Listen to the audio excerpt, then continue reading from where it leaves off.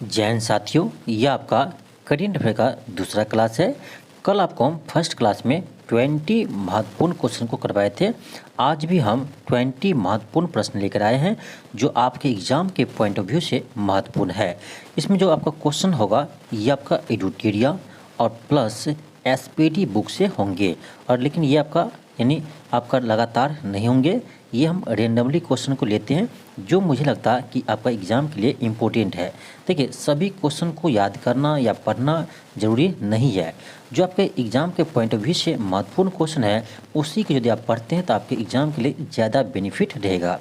ये आपको कौन सा क्वेश्चन इम्पोर्टेंट है कौन नहीं है इसका तय हम करेंगे, और जो क्वेश्चन आपको देते हैं उसको आप याद कर दीजिए। यह 100% आपका कि एग्ज़ाम में पूरे के पूरे क्वेश्चन आपको सही होगा करेंट अफेयर का, क्योंकि पिछले बार भी हम करेंट अफेयर का क्वेश्चन करवाए थे तो जो भी 5 से 6 क्वेश्चन आया था सभी क्वेश्चन मेरी क्लास से ही था। ठीक है, तो इतना भरोसा करके चलिए कि जो भी क्वेश्चन आएगा यहीं से आएगा। ठीक है, क्योंकि देखिए हम जो क्वेश्चन लेते हैं वो आपका इंपॉर्टेंट क्वेश्चन ही लेते हैं, फालतू क्वेश्चन आपको नहीं करवाते हैं। यदि हमको करवाना रहता ही है तो हमको क्या करते हैं, 1 से शुरू करते हैं, 1000 तक क्वेश्चन आपका एसपीडी में है, सब करवा देते हैं। तो इतना आपको याद रहेगा नहीं, इतना कराने से कोई फ़ायदा भी नहीं है, इसलिए हम ऐसे नहीं करते हैं। जो इम्पोर्टेंट क्वेश्चन है, जो आपका इम्पोर्टेंट क्वेश्चन है उसी क्वेश्चन को हम लेकर आते हैं। तो चलिए हम स्टार्ट करते हैं। क्वेश्चन आपका फर्स्ट है, क्वेश्चन है एशियन गेम्स 2023 में भारत ने पहला स्वर्ण पदक किस खेल में जीता। देखिए कितना इंपॉर्टेंट क्वेश्चन है। तो ये निशानेबाजी में जीता, याद रखिएगा। एशियन गेम्स 2023 में भारत ने पहला स्वर्ण पदक निशानेबाजी में जीता है, इसको ध्यान रखिएगा। आपसे यदि पूछा जाए कि सेकेंड गोल्ड मेडल किस में जीता है, तो सेकेंड गोल्ड मेडल महिला क्रिकेट टीम ने जीती है, याद रखिएगा। महिला क्रिकेट टीम ने जीता है आपका सेकेंड गोल्ड मेडल। ठीक है, चलिए हम आगे बढ़ते हैं। क्वेश्चन आपका सेकेंड है, क्वेश्चन है कि किस राज्य में स्थित वीरगना दुर्गावती टाइगर रिजर्व भारत का 54वां टाइगर रिजर्व बना है। तो ये है मध्य प्रदेश का। कहाँ का है? मध्य प्रदेश का, याद रखिएगा। वीरगना दुर्गावती टाइगर रिजर्व भारत का 54वां टाइगर रिजर्व बना है। ये किस राज्य में है? ये है मध्य प्रदेश में, ऑप्शन सी होगा। नेक्स्ट आपका क्वेश्चन थर्ड है, क्वेश्चन है कि नारी शक्ति वंदना अधिनियम, देखिए नारी शक्ति वंदना अधिनियम के तहत लोकसभा एवं राज्य विधानसभाओं में महिलाओं के लिए कितने प्रतिशत सीट आरक्षण दिया गया है। तो ये दिया आपका 33%। ये भी आपका बहुत ही महत्वपूर्ण क्वेश्चन है क्योंकि आपको हाल ही में यह कानून आपका राज्यसभा और लोकसभा से पारित हुआ है। तो याद रखिएगा 33% आरक्षण दिया जाएगा। कहाँ? तो लोकसभा और राज्य विधानसभा में। आपको देखिए इसी क्वेश्चन को आपको दूसरे टाइप से भी क्वेश्चन पूछ सकते हैं।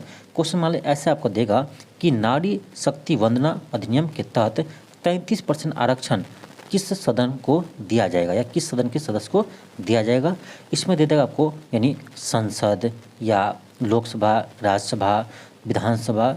तो देखिए आपका सिर्फ क्या है, लोकसभा और विधानसभा है, जबकि संसद नहीं होगा इसीलिए क्योंकि संसद में आपका राज्यसभा भी आता है। तो आपको ध्यान से क्वेश्चन को बनाना है। ठीक है, यहाँ से आपका बहुत सारे क्वेश्चन बन सकता है। ठीक है, चलिए हम फिलहाल आगे बढ़ते हैं। क्वेश्चन आपका 4 है, क्वेश्चन है कि भारत की पहली सोलर सिटी कौन बनेगी है। तो यह है सांची, याद रखिए। भारत की पहली सोलर सिटी कौन बनेगी है, यह है सांची, ऑप्शन ए होगा। नेक्स्ट है क्वेश्चन 5 है, क्वेश्चन है किस राज्य में स्थित होशियल मंदिर यूनेस्को के वर्ल्ड हेरिटेज साइट का में भारत का 42वां स्थल बन गया है। तो यह है कर्नाटक राज्य का। तो याद रखिएगा ऑप्शन बी होगा। नेक्स्ट आपका क्वेश्चन 6 है, क्वेश्चन है कि भारत के पुराने संसद भवन का नाम बदलकर क्या रखा है। भारत के पुराने संसद भवन का नाम बदलकर क्या रखा है। तो ये रखा है संविधान सदन। तो याद रखिएगा जो पुराने संसद भवन है उसका नाम रखा है संविधान सदन। चलिए हम आगे बढ़ते हैं।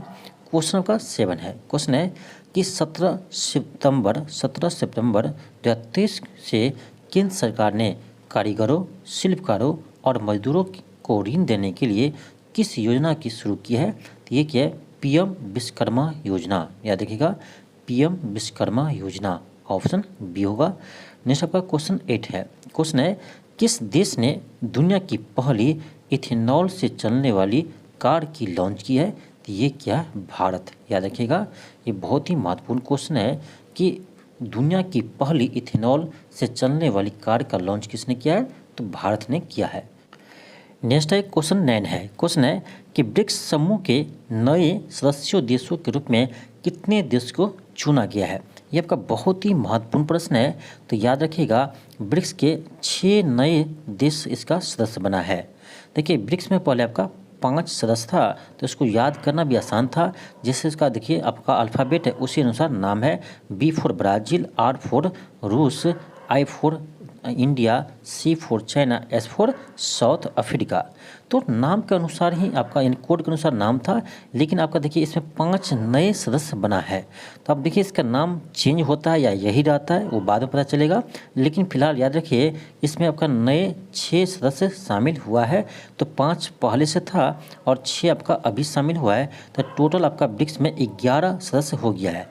तो आपसे यदि अभी पूछा जाए कि ब्रिक्स में कुल कितने सदस्य शामिल है, तो 11 बोलेंगे, ना कि 5। ठीक है, तो याद रखिए कि ब्रिक्स में अभी 11 देश शामिल है। तो आप देखिए, जो 6 देश अभी नया शामिल हुआ है, इसका नाम याद करना आपके लिए महत्वपूर्ण है, क्योंकि आपके एग्जाम में यहीं से क्वेश्चन पूछेगा कि आखिर पूछेगा ये कि ब्रिक्स का नया सदस्य कौन नहीं बना है या कौन बना है। तो इस तरह से आपसे क्वेश्चन पूछ सकता है। तो याद रखिए कौन कौन बना है। तो ये बना आपका ईरान, ठीक है, ईरान बना है। ईरान के बाद आपका अर्जेंटीना इसमें शामिल हो गया। ठीक है, थोड़ा अर्जेंटीना। उसके बाद याद रखिए मिस्र शामिल हुआ, और यूएई और सऊदी अरब इसमें शामिल हुआ है। यूएई और सऊदी अरब शामिल हुआ है। तो ईरान, अर्जेंटीना, मिस्र, यूएई और सऊदी अरब, ये आपका 6 सदस्य है जो उसका नया सदस्य बना है। तो इसे याद करना बहुत ही महत्वपूर्ण है, क्योंकि आपके एग्जाम में यहीं से क्वेश्चन पूछा जाएगा। ठीक है, और एक चीज़ और याद रखिए, अभी जो आपका ब्रिक्स सम्मेलन हुआ है, कहाँ हुआ है? तो ये आपका हुआ है, याद रखिए, ब्रिक्स जो सम्मेलन हुआ है ये आपका हुआ है दक्षिण अफ्रीका में। कहाँ हुआ है? साउथ अफ्रीका में हुआ, यानी दक्षिण अफ्रीका में अभी आपका ब्रिक्स का सम्मेलन हुआ है। इसको भी ध्यान रखिए। चलिए हम आगे बढ़ते हैं। क्वेश्चन 10 है। क्वेश्चन है कि 69वां राष्ट्रीय फिल्म फेयर पुरस्कारों में सर्वश्रेष्ठ अभिनेता का पुरस्कार किसे मिला है? तो ये मिला है अल्लू अर्जुन को। पुष्पाराज देखे होंगे, तो अल्लू अर्जुन को, यानी 69वां राष्ट्रीय फिल्म पुरस्कार में श्रेष्ठ अभिनेता का पुरस्कार मिला है। इसे आप याद रखेंगे। नेक्स्ट आपका क्वेश्चन 11 है। क्वेश्चन है कि नई दिल्ली G20 शिखर सम्मेलन के दौरान किस संघ को G20 का अस्थायी सदस्य के रूप में शामिल किया गया? यानी G20 का नया सदस्य 21वां सदस्य कौन बना है? G20 का यानी 21वां सदस्य कौन बना है? तो याद रखिए, ये बना आपका अफ्रीकन यूनियन G20 का 21वां सदस्य बना है। इसको याद रखिए, ये भी बहुत ही महत्वपूर्ण प्रश्न है। नेक्स्ट आपका क्वेश्चन 12 है। क्वेश्चन है कि G20 शिखर सम्मेलन के दौरान भारत ने वर्ष 2024 में होने वाली G20 की अध्यक्षता किस देश को सौंपी है? ये भी महत्वपूर्ण प्रश्न है कि G20 का अगला बैठक 2024 में कहाँ होगा? ये होगा ब्राज़ील में। इसको भी ध्यान रखिए, 2024 में G20 का सम्मेलन ब्राज़ील में होगा। ये भी आपका महत्वपूर्ण प्रश्न है, इसे आप याद रखेंगे। नेक्स्ट है क्वेश्चन आपका 13 है। क्वेश्चन है कि G20 शिखर सम्मेलन 2023 का थीम क्या था? ये था आपका, यानी one earth one family one future. One earth one family one future इसका थीम था, इसे आप याद रखेंगे। नेक्स्ट आपका क्वेश्चन 14 है। क्वेश्चन है कि 20वें आसियान भारत शिखर सम्मेलन का आयोजन कहाँ हुआ? ये हुआ जकार्ता में, इसे याद रखेंगे। नेक्स्ट है क्वेश्चन आपका 15 है। क्वेश्चन है कि भारत की अध्यक्षता में आयोजित G20 में कितने देशों को गेस्ट कंट्री के रूप में आमंत्रित किया गया? ये भी आपका महत्वपूर्ण प्रश्न है, इसको भी याद रखेंगे कि G20 समिट में भारत ने कितने देशों को गेस्ट के रूप में उसे आमंत्रित किया था? तो 9 देशों को आमंत्रित किया था। याद रखिएगा, G20 में 9 देशों को गेस्ट के रूप में भारत ने आमंत्रित किया था। इसको भी ध्यान रखिएगा, महत्वपूर्ण प्रश्न है। क्वेश्चन नंबर 16 है। क्वेश्चन है कि भारत के पहले आर्टिफिशियल इंटेलिजेंस यानी एआई संचालित एंटी ड्रोन सिस्टम का नाम क्या है? ये है इंद्रजाल। ये भी महत्वपूर्ण प्रश्न है, याद रखेंगे। नेक्स्ट है आपका क्वेश्चन 17 है। क्वेश्चन है कि किस राज्य में महिलाओं के लिए गृह लक्ष्मी योजना शुरू की है? यानी किस राज्य ने महिलाओं के लिए गृह लक्ष्मी योजना शुरू किया है? तो ये किया आपका कर्नाटक सरकार ने। याद रखिएगा, गृह लक्ष्मी योजना किसने शुरू किया है? कर्नाटक सरकार ने शुरू किया है। नेक्स्ट आपका क्वेश्चन 18 है। क्वेश्चन है कि हाल ही में चंद्रमा के दक्षिणी ध्रुव पर सफलतापूर्वक उतरने वाला विश्व का पहला देश बना है। तो ये बना भारत। याद रखिएगा, दक्षिणी ध्रुव चंद्रमा के दक्षिणी ध्रुव पर अभी तक कोई देश नहीं पहुंचा था और भारत ऐसा पहला देश हुआ जो चंद्रमा के दक्षिणी ध्रुव पर पहुंचा है। इसे आप याद रखेंगे, बहुत महत्वपूर्ण प्रश्न है। नेक्स्ट आपका क्वेश्चन 19 है। क्वेश्चन है कि ब्रिक्स समूह का 15वां शिखर सम्मेलन की अध्यक्षता किस देश की अध्यक्षता में आयोजित किया जा रहा है? यानी जो ब्रिक्स का 15वां शिखर सम्मेलन है वो अभी कहाँ पर हो रहा था? तो ये आपका हुआ है अभी दक्षिण अफ्रीका में। याद रखेंगे, अभी जो आपका ब्रिक्स सम्मेलन हुआ है 15वां, वो कहाँ हुआ है? ये आपका दक्षिण अफ्रीका में हुआ है, इसे याद रखेंगे। नेक्स्ट आपका क्वेश्चन 20 है। क्वेश्चन है कि पीएम मोदी गुजरात के पहले ग्रीनफील्ड हवाई अड्डे का उद्घाटन कहाँ किया है? तो ये क्या है? हिरासर में। कहाँ किया है? हिरासर में किया है। ऑप्शन आपका डी होगा। हिरासर में क्या है? ऑप्शन आपका डी होगा। तो ये था आपका 20 महत्वपूर्ण प्रश्न। आप लोग इसे बनाकर देखिएगा, आपको जरूर लगेगा कि इसमें सभी क्वेश्चन अपने आप में महत्वपूर्ण है। तो हम आपको सभी इम्पोर्टेंट क्वेश्चन को एग्जाम तक जितने भी आपका करेंट अफेयर का इम्पोर्टेंट क्वेश्चन है उसे आपको हम हल करवा देंगे। आप लोग उसका टेंशन छोड़ दीजिए। तो जितना करेंट अफेयर हम आपको करवाते हैं उतना ही आप याद करते जाइए। यदि आपको इसका पीडीएफ चाहिए तो आपको हम इसका पीडीएफ को आपको टेलीग्राम पर अपलोड कर देंगे।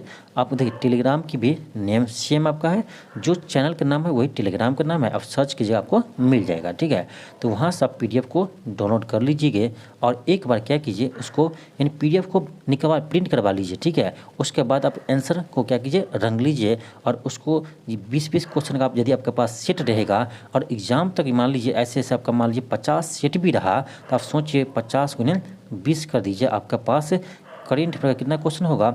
1000 प्रश्न आपके पास रहेंगे। तो सभी इम्पोर्टेंट क्वेश्चन रहेंगे। तो अभी से आपको ऐसे करना होगा। तो सभी पीडीएफ को आप डाउनलोड करके उसे प्रिंट करवा लीजिए और उसके बाद ऑप्शन वहाँ ने लिख दीजिए किसका कौन सही है। उससे आपको पढ़ने में आसानी रहेगा और याद करने में भी आपको आसानी रहेगा। तो इतना आप कर लेंगे तो ये कन्फर्म है कि जो भी क्वेश्चन आपके एग्जाम में आएंगे आपका करेंट अफेयर से उससे बाहर आपका एक भी नहीं रहेगा। ज़्यादा मेहनत भी नहीं करना आपको, बस डेली आप 10 से 20 मिनट समय दीजिए करेंट अफेयर पर। ठीक है, डेली आप करेंट अफेयर पर 10 से 20 मिनट का समय दीजिए। चलिए, आज के लिए इतना ही। थैंक यू, धन्यवाद। यदि आपको ये वीडियो अच्छा लगा हो तो चैनल को सब्सक्राइब कर लीजिएगा और इस वीडियो को अधिक से अधिक शेयर कीजिए।